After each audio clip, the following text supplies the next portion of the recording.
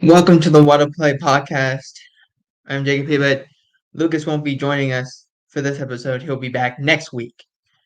So to begin,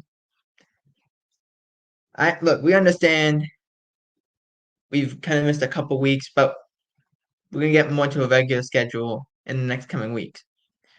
So just be patient. We're getting new to this. We're very new, so give us a chance. But let's first begin with some of the news that happened last week. So the Packers had suspended Jair Alexander for one game, the game against the Minnesota Vikings. They didn't need him. They crushed Minnesota. What ended up happening was Jair Alexander, who's from Carolina, is from North Carolina. When the Packers played the Panthers during the coin toss, some teams move with or have the players go up for the coin toss, and they're from the area. Jair is from the area, but wasn't selected captain. Yet he walked out there anyway and called the coin flip, which it is illegal, I guess, in some sense of the word, but not NFL illegal. So the Packers decided independently that Jair Alexander would be suspended again, the game against Minnesota. Again, they crushed Minnesota. They didn't need him, but still a veteran that you say, no, we're not doing this. It boggles my mind that the Packers went with that and said, well, we talked to him too. What were you gonna do? It already happened. It already happened. There's not much you could have done. Sorry. It didn't affect the game in any way. What could you have done by any sense of the word? So it was convoluted, to say the least. Next up, the Broncos benched Russell Wilson for the remainder of the season, starting Jarrett Stidham. Stidham was in a similar situation last year with the Raiders when he signed their last offseason. Derek Carr had injury guarantees. If he got injured, he would get a certain amount of money. I believe it was like $38 million. So instead of getting Derek Carr hurt, the Raiders benched him, put Jarrett Stidham in. Same situation. Russell Wilson, $37 million guaranteed if he gets injured. Put Jarrett Stidham in. Actually, same week. Which is crazy. It makes no sense. Russell Wilson, who is a very cliche kind of guy. You see all these coaches, they're very cliche. You see these players, they're very cliche. Russell Wilson is the most cliche. And he went and said, yeah, we had these conversations, me and ownership, and I was told that if I did not take a pay cut, that at the end of the year, whether we were in it or not, I would get benched. Which, again, makes no sense. Because they still technically had a chance to win and get into the playoffs this prior week. They had to have a lot go their way. They needed to beat the Chargers, which they did. And then they needed the Chiefs to lose to the Bengals, which they did not. But just that, and yet we're still saying that this doesn't make any sense. Now, a lot of people say, well, Sean Payton is acting like he's a thug. He's acting like this. He's acting like that. I'm not going with that. I'm not going there. I don't sugarcoat things. I'm telling you what happened.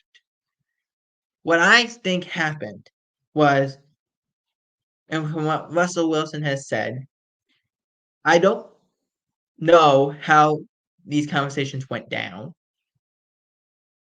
but Sean Payton has a vision of what he wants to do. And Russell Wilson doesn't fit that. They're not the same style. Sean Payton likes under center kind of the concepts. Russell Wilson's not good under center. That's not his thing. To drop back into a passing stance from under center is not his thing at all. So Sean Payton, who likes to do those sort of things, he did it with Drew Brees. He had when he was the offensive coordinator with Dallas, when he was the offensive coordinator with the Giants. Before that, they always ran under center plays. He realizes Russell is better when he's not doing that and he's freewheeling it. But that's not his style. So the answer goes to the Broncos. What do you do? That you're on the hook for a lot of money this year, next year, and the year after. This was the most likely year you could have gotten rid of him. You chose not to. You're going to take a big hit. What can you do? Can you just cut him? Do you trade him and hope someone is willing to pick up the tab? I don't know. But do I think it's Russell Wilson's last? This was his last year with Broncos? Yes. Do I think he's garbage? No. I think this doesn't fit him. When he went to Denver, I thought they had to get someone that would fit him, and this doesn't. And that's the only thing I can say at the moment. But I'm not going to go and say Sean Payton came in and he thought he could do whatever he wanted. No. But I will say this. Terry, Bradshaw, Jimmy Johnson, independently told Sean, don't take this job. Don't take this job. The Charger job, maybe it's a year away. You take that job. Because if you take that job, you have Justin Herbert, you have a scheme that's going to fit you, instead of going there and trying to throw your weight around on an organization that's not exactly built to win at the moment. Do it with a team that has a quarterback that's going to pay Herbert whatever he wants and roll with that. But just wait a year. He didn't want to wait. You're in this situation. But I'm not going to say he's a thug. That's media bull. Next up, last week, the Pro Football Hall of Fame finalists came out. This is all modern era. I have to specify that. This is modern era. Eric Allen, he was a cornerback for the Eagles. This is his 18th year of eligibility. He's a finalist. Jared Allen, 4th year, played with the Vikings for the majority of his career. 4th year. Willie Anderson, offensive tackle, played with the Bengals. 11 years. Jahari Evans, guard, believes he played for the Giants, if I'm not mistaken. 2nd year. Dwight Freeney, linebacker, he played with the Falcons, played with the Colts. 2nd year. Antonio Gates, played with the Chargers, his 1st year of eligibility. Probably one of the best red zone tight ends we've ever seen. Rodney Harrison, played for the Chargers, played for the Patriots. His 11th year, excuse me. Devin Hester, played all around, mainly Chicago. Near the end, he was in Seattle. His 3rd year. And I have a question on this one. Why is Devin Hester not in yet? That boggles my mind. The greatest punt/kick returner to probably live is not in the Hall of Fame. That boggles my mind. Makes no sense. I don't understand it. He's the best kick punt returner that we've ever had in the NFL, and yet he's not in. That makes no sense. What are we doing here? Torrey Holt was with the Greatest Show on Turf, his 10th year. Andre Johnson, his 3rd year, played with the Texans. played with the Colts, played for the Tennessee Titans, both for the Titans and Colts 1 year, mainly in Houston. Julius Peppers, his first year. Julius played in Green Bay, Chicago, Carolina, and was a force anywhere he went. This is his first year. Fred Taylor played for the Jaguars, his 9th year. Reggie Wayne, his 5th year, played with the Colts. Patrick Willis, 5th year, played with the 49ers. And Darren Woodson played for the Cowboys during the 3-time Super Bowl run, his 16th year. Now, the reason I didn't stop for Willis is because Woodson and Willis need to be put in the same description. How are they not in? For Woodson, he was a big reason the Cowboys won their 3 Super Bowls. He's a big reason. And a lot of Cowboys players feel that way, that we would not have been there without Darren Woodson. For Patrick Willis, he was the best linebacker outside of Ray Lewis in that time frame. How is he not in? What's taking so long? It goes back to this mindset. And again, congratulations to all of them who became finalists. But at some point, we have to scrap the whole, oh, we can only put in 7, 8 people, or we can only put in 10 people, or, oh, we can only put so many people per team. You can put as many as you want. Let's put them all before they're gone. That should be the goal. Let's use NFL history. Let's not pick and choose and do this and do that. I'll give you a couple of examples of what took so long. Terrell Owens.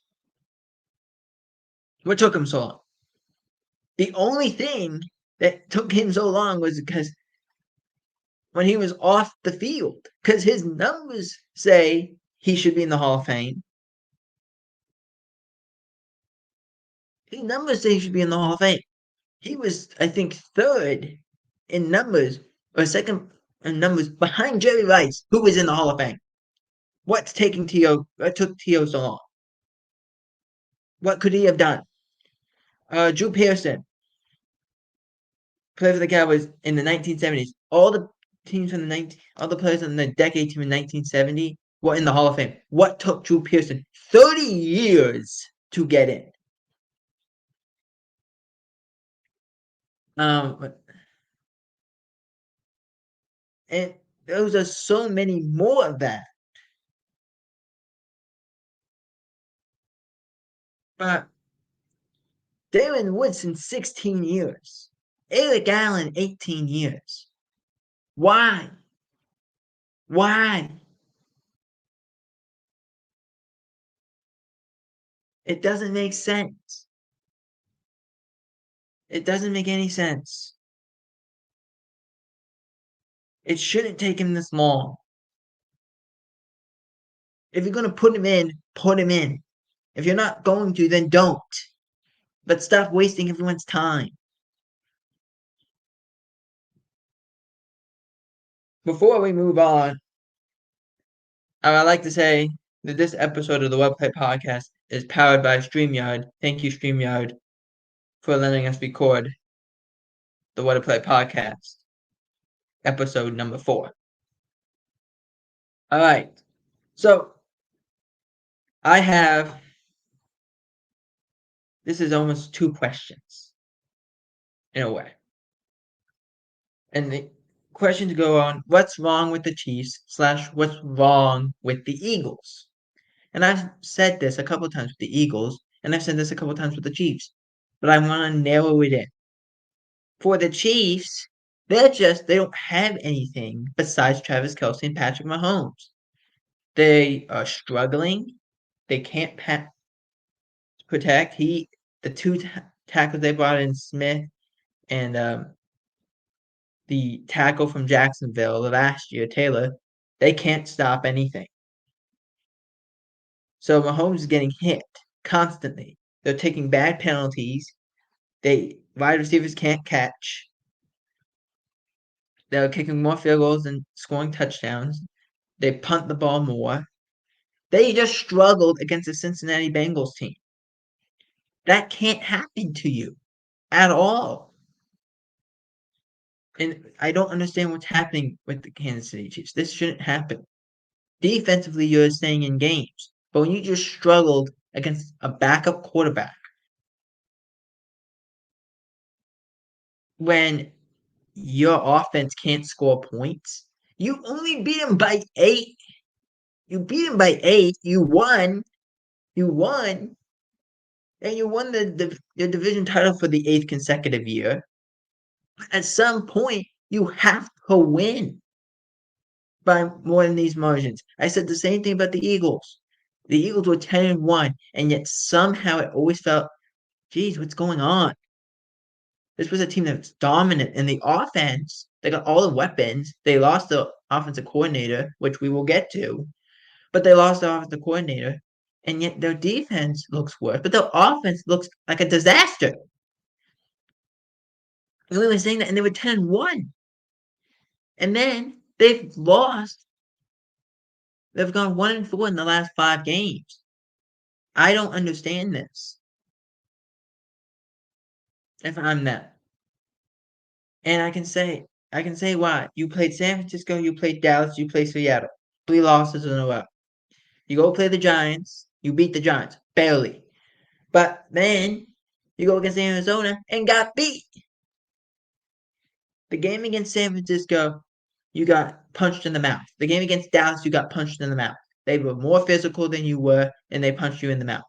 The Seattle game is unacceptable. You throw 2 interceptions on 2 deep passes, one to Quez Watkins, who's your 4th best receiver. You throw a post, which, yes, he does get tugged. I get that. But it's still an interception. And but they didn't score on that one. Then you let the Seahawks march down the field and score a touchdown. They had to go what was it, 92 yards in a minute 40, and they did it. And they score a big time touchdown. And then you have the ball. You just need a field goal. You maybe need 20 yards for a realistic shot for Jake Elliott. Yet you take a deep shot, and it gets intercepted. Game over. 3 games. 3 games. That can't happen to you at all, period. Then you barely beat the Giants. You had a lead on the Giants. You barely beat them somehow. Like that, you allowed them to come back in the game. In this game against Arizona, 21-6 heading into the 3rd quarter, and you lost the game 35-31. I don't get it. What is happening? And it goes back to you lost your 2 coordinators. I get it. I know that. It goes back to injuries. Yes, I get it. You got players just not playing well. Darius Slay before the Seattle game decided to get his knee scoped. Why? I don't know. It was bothering him prior to the Cowboy game and prior to the San Francisco game. But why do it then? When you're in the toughest stretch of your schedule and you lost. That's a bye-week thing. That's why would you do that in that situation? In the game against Seattle, he doesn't play. He hasn't played. He probably won't play for the rest of the regular season. But your team, it's not like they're attacking the backup corner. They're attacking your other star corner because he can't play man coverage. They're attacking him. And Giants fans know this. When James Bradbury was with the Giants, they said he can't play man coverage. He's a great zone corner, but he can't play man coverage. And all of a sudden, he's being asked to play man coverage. You made the switch to Matt Patricia, thinking, oh, that's going to solve our issues. When it's you can't solve your issues. Not this year. You can maybe do better technique work, but you can't solve the issues with the schematics that you have. So it comes back to what's wrong with both these teams. For the offense of the Chiefs, they don't have any guy to get open consistently. They drop a lot of passes. The Eagles, Their offense looks like a shell of its former self, of what it looked like last year, but they're not as talented, I feel. They're just not as talented. And I think that's an issue. But on defense for the Eagles, it's just you have all this talent. At some point, you gotta figure, okay, who did we get rid of? Well, if I go back and I say, okay, you got rid of both safeties, both linebackers, you lost a corner, you lost a pass rusher, if I remember correctly. So that's six. I just named six guys who were defensive starters or defensive players in the key rotation. That's problematic. You lose your two coordinators. Like, and just you had 26 plays in the second half against the Cardinals. One of those went to AJ Brown. How does that happen? Your best guy doesn't get the ball. The Jalen Hurts runs on late in the fourth quarter with like I think that was their 10th and 11th run of the game. They just don't run the ball at all. They have this great offensive line. They can't run the ball. Um, they ran a quarterback run play on first down and on second down. They get a big penalty to make it 3rd and 20, and then they take a timeout and then run a wide receiver screen, and then take a field goal. I'd be upset too, because what are we doing? We couldn't even get closer for our kicker to make a field goal, make it an easier field goal. He made it, but we couldn't get him any bit closer at all. It's just I don't know how to explain this Eagles defense. The offense, it's confusing, but the defense is roughly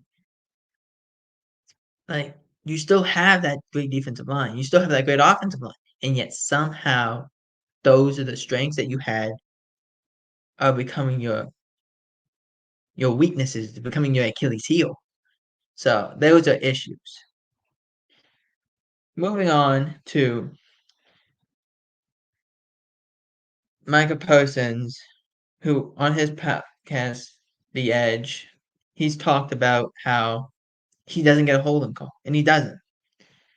10.5 games that Micah Parsons has not gotten a holding call.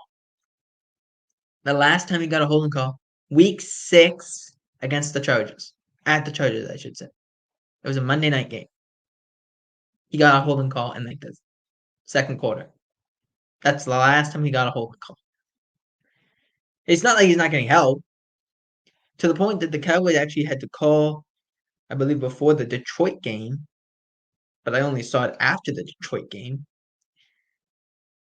They called the NFL office and said, "Hey, Mike is not getting held at all. Like you're not going to throw a flag on any of them. Like he's getting held all the time." I'm not saying call it every time. I'm not saying that because that's football. But none is also a disrespect sign too. Like if you call it too much, okay, yeah, it's a problem, but not at all. I remember this last year, wild card weekend, Tom Brady's final game. Bucks have the ball. It's a third down, and there's a flag thrown. They try to run the ball to the other side. They don't get it. There's a flag thrown. Holding on the offense. Donovan Smith, who was with the Bucks at the time, grabbed Micah Parsons. And he said, "Okay, how much? What do you consider a grab?" Well, normally a grab would be consistent of grabbing his shirt or grabbing his jersey of some sort of way. They're grabbing, but at the time he grabbed Micah like it was a chokehold, like in MMA. It was confusing, and they finally threw it to the point when Micah Parsons got to the side. He's like, "Thank you for just calling it, because I haven't gotten them. I don't get them." It's the same situation. So you can see why Micah Parsons is frustrated. So no holding Micah. in terms of there's no holding penalties against Michael Parsons. But I really wanted to put this down. The media called, and we said this on our last episode, the media called Cowboys sensitive, but the double standard is there. And again, it was prevalent on Get Up yesterday. Harry Douglas, who played in the NFL, he actually played with the Atlanta Falcons. He was a wide receiver with Julio Jones, was really young and he had the long hair, you know. And Roddy White was there at that time.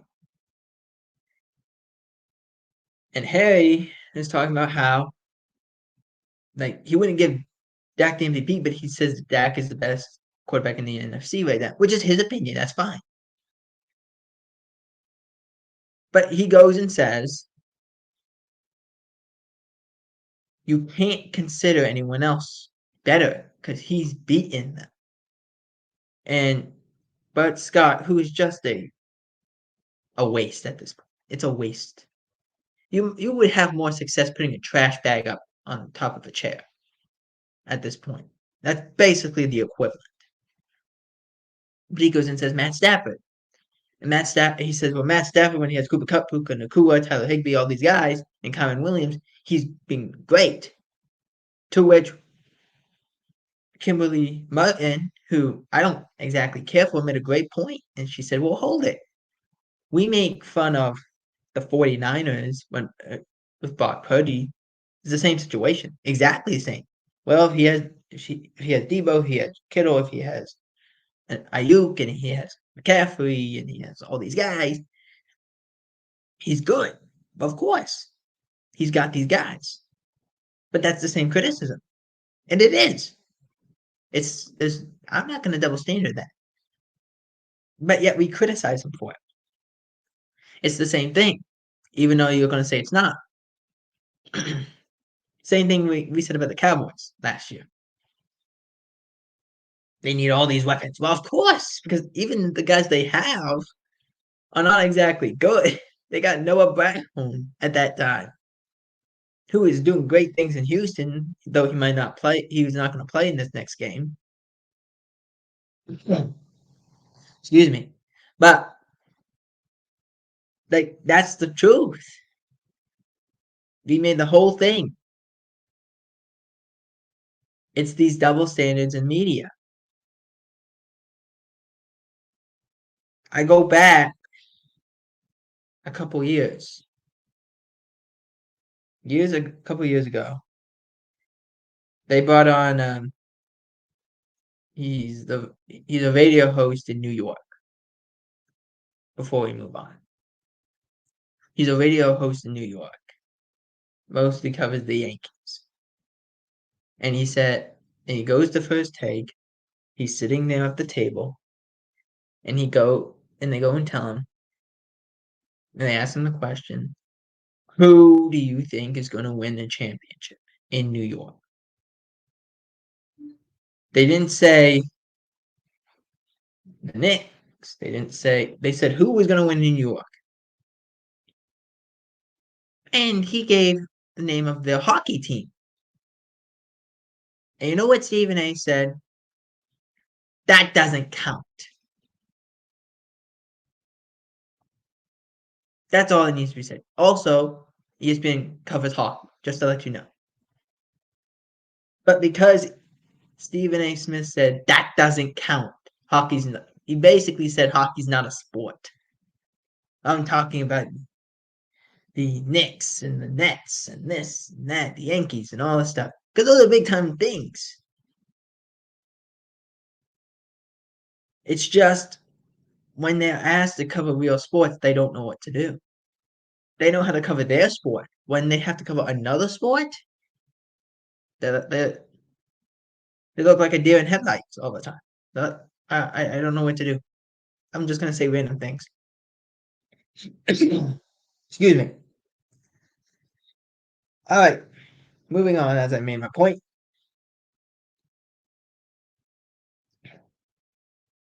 the Vikings, T.J. Hawkinson is out for the year towards ACL and MCL injuries. I should say ACL and MCL injuries. We don't fully know if it's torn, but he's out for the year, which is very disappointing. He's very impactful in the middle of the field, in the end zone. It's what he does. He's very good at. And I thought he was just coming along in this system with Kevin O'Connell this year. So not having him out there definitely does definitely does impact the the Vikings offense.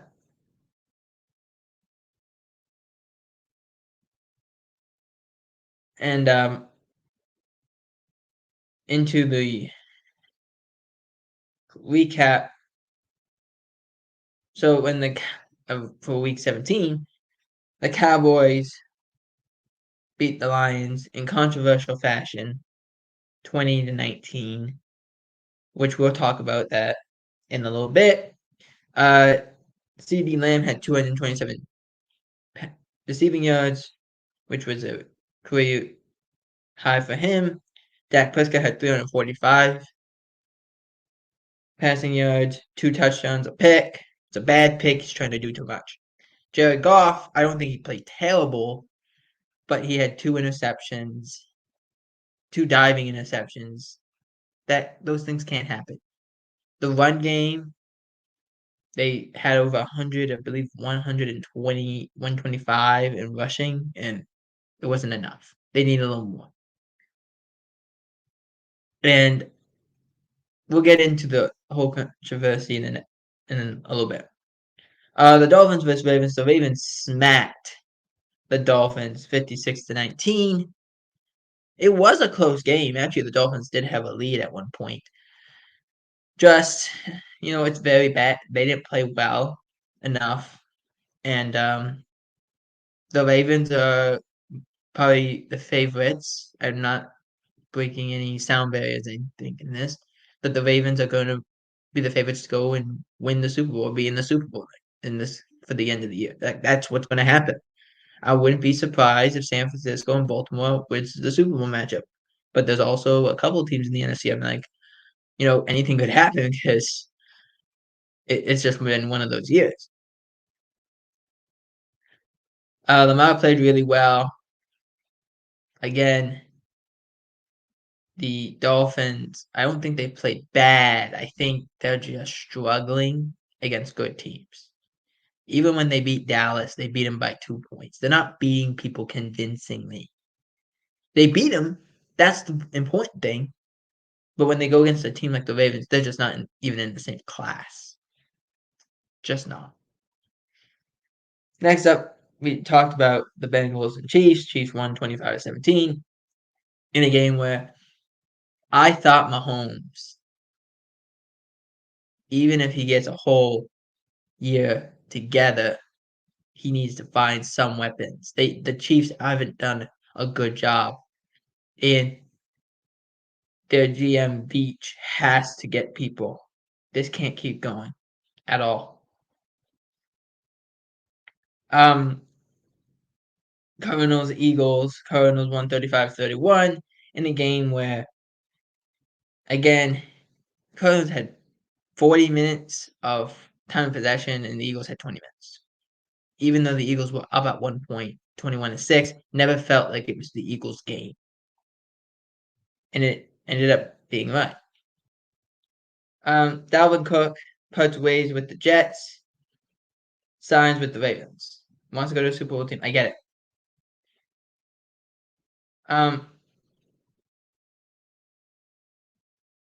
Dalvin Cook's not been ideal this year. Out of 72 qualified running backs, he's 72. That's not good at all. Baltimore, maybe it's different. Great offensive line, great quarterback, really good wide receivers with Odell Beckham Jr. and Zay Flowers. I want to see what he can do, if there's anything left that he can do. It also just seems like the Ravens keep finding ways with these backup players. They can be stars too, and it works. Excuse me. Next up, Lions-Cowboys. referee controversy. So I don't have to really explain this more than I'm going to. The controversy came out when we saw the video of both Taylor Decker, Panay Sewell go up to the official to try and like to try and deceive the Cowboys, ends up deceiving the official. Dan Skipper, who was supposed to be eligible guy all night, ends up getting deceiving the official too. So multiple things happened, multiple advances happened. I want to see. They said to Brad Allen, "You want."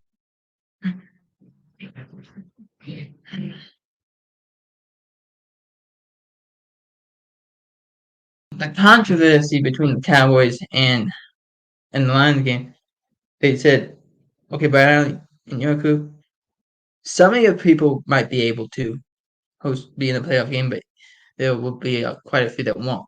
I'm like, wait, that's just very confusing. Why not all or not? More likely it would just be all. But they had to word this correctly. I will make note that there was a couple bad calls, and Brad Allen's crew has always had bad calls, especially this year. This is just it was a national television game. The disparaging thing, I think, or not disparaging, but the wrong thing the NFL did was when the officials get their games they're going to do, they get it a month before. But what ends up happening is Brad Allen gets another game in national television on a national stage as he covers the Ravens and Steelers. And I'm trying to figure out why he deserves that. I understand you get it in December or you get it before that, but these things cannot happen to you.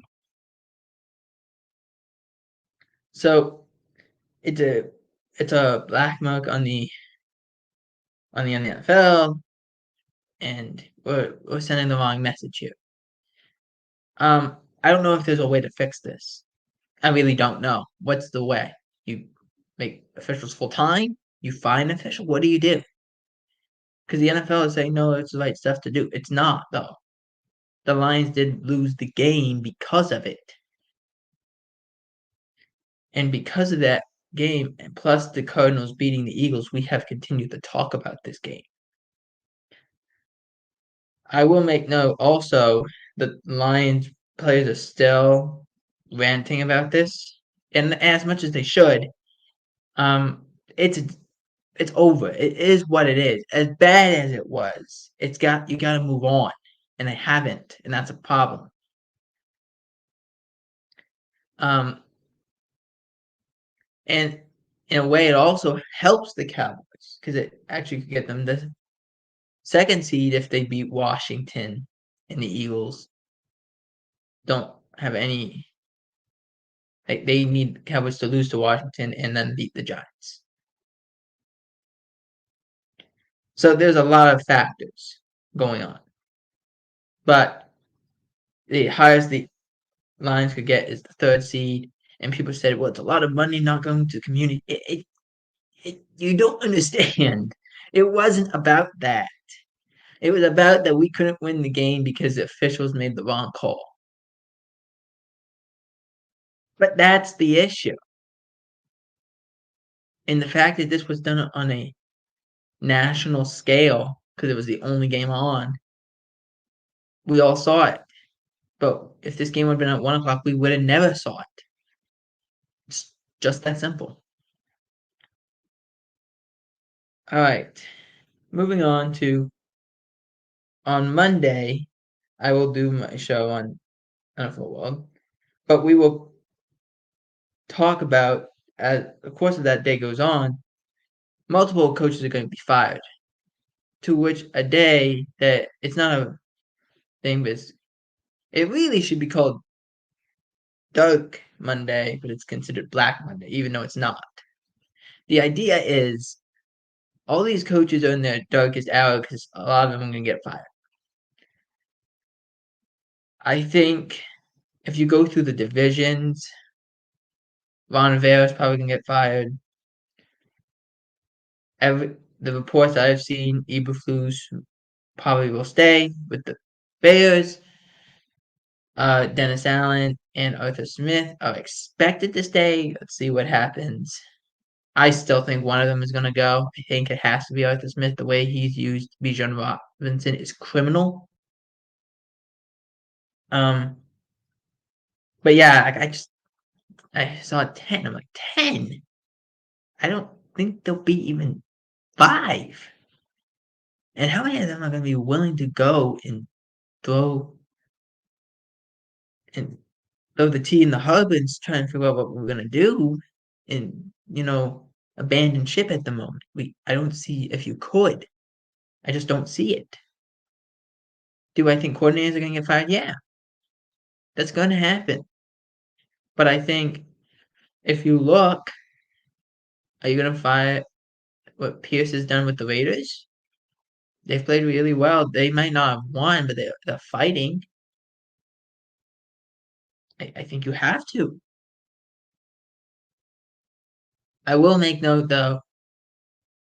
There's a lot of good defensive coordinators that could be head coaches by the end of all this, and I'm including Aaron Glenn, Dan Quinn, and Raheem Morris, the DC and LA with the Rams. I think they all could be head coaches. You got all these situations, and you have to really feel like these are jobs, but these affect the families too. Which I understand when all the coaches get fired probably on Monday or Sunday night. Because I have the faith of Ron Rivera is going to get, if he loses this game against Dallas, or even no matter what happens, I think his fate is sealed actually. He might be fired by 10 o'clock that night on Sunday night, which I know ESPN will do this whole thing, this whole charade of, oh, a black coach got fired. We have to say how good he was, even though his record says different. And next week, me and Lucas will do that. But again, it gets nonsense, and it's every year. When Marvin Lewis got fired, it was the same thing. And I'm like, Marvin Lewis deserved to be fired. Hugh Jackson deserved to be fired. You couldn't say anything that would have changed my opinion on that. My mindset is take this as positively or negatively as you want. If you're good at your job, or if you're trying to get a job and you're good at your job, you get that job, or you get to keep that job. But if you're not good at your job, you don't fall upwards in my book. No, goodbye. Leave. I'm not doing this. We're going to go get somebody else to do that job. Now, I'm not going to do like what David Tepper's been doing, which is 1 year and then out. No, I'm not doing that. It's a process. But I'm not also going to go and keep you around because you do a terrible job. That doesn't make sense either. So those are some of the coaches. I think Ron Rivera is going to get fired. I think either Arthur Smith or Dennis Allen's going to get fired. On top of the other 3 that we've had. So I think maybe at most 6 will get fired. There will always be a shocker, and we will do a video on it. And I'll do a video on it next week when it all happens. Now into the Week 18 preview, the final week of the NFL regular season. Cowboys vs. Commanders. The Cowboys are favored by -13. I have the Cowboys winning 31-10.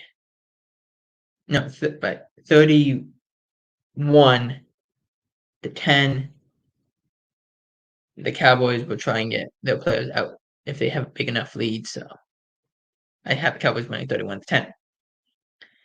Next up, Bears, Packers. Packers are favored by 3 in Lambeau. These two teams started off the season. They end the season. I think the Bears have nothing to play for, but the Packers could get their way into the playoffs. Bears win. Bears have played really well. This keeps Eberflus's job. Bears win 28-24. Next up, Texans versus Colts. +1 for the Colts. Game was on Saturday. Colts need this to get in. Texans need this to get in. I got the Texans. The way CJ Stroud has played. The Colts are interesting. Still think they're a year away. That's a great job by Shane Steichen. But I take the Texans. I like what DeMeco Ryan has done. Texans win 28-21. Next up, Buccaneers versus Panthers. Panthers are getting +5.5. What am I talking about? +5.5. Buccaneers need this to wrap up the division. If the Panthers win, no matter who wins, Falcons, Saints, gets into the playoffs. I have the Panthers winning just to be fun. Panthers are going to win this. This just seems the way they're going to win. They're going to win 22. They're going to win 23-14. Next up, Falcons versus Saints. Saints -3 in New Orleans. I got the Saints. I don't trust what Arthur Smith does. Bijan Robinson needs 25 yards. I don't even know if he can get 25 yards because he might just not put him in. So I got Saints winning. I also think of the two teams that could win this division of the three, both the Saints and the Bucs will give the Eagles the most trouble. Or give any team the most trouble at the first seed because they are a handful in how they play. But I have Saints winning 21-14.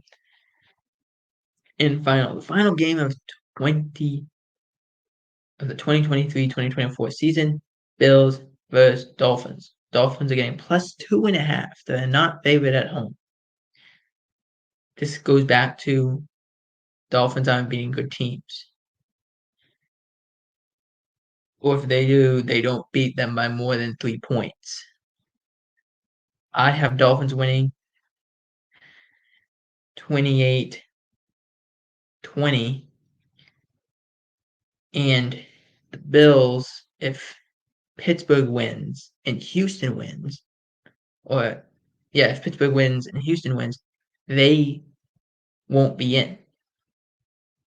The Bills could either make the playoffs or miss it entirely if they don't win this game. But that is the picks for Week 18 and all the news of the last 2 weeks. Again, this marks the end of the What I Play podcast, episode number 4. This is all powered by StreamYard. Again, we say thank you, StreamYard, for powering the What I Play podcast. And we'll see you guys next time on the 5th episode of the podcast. Peace.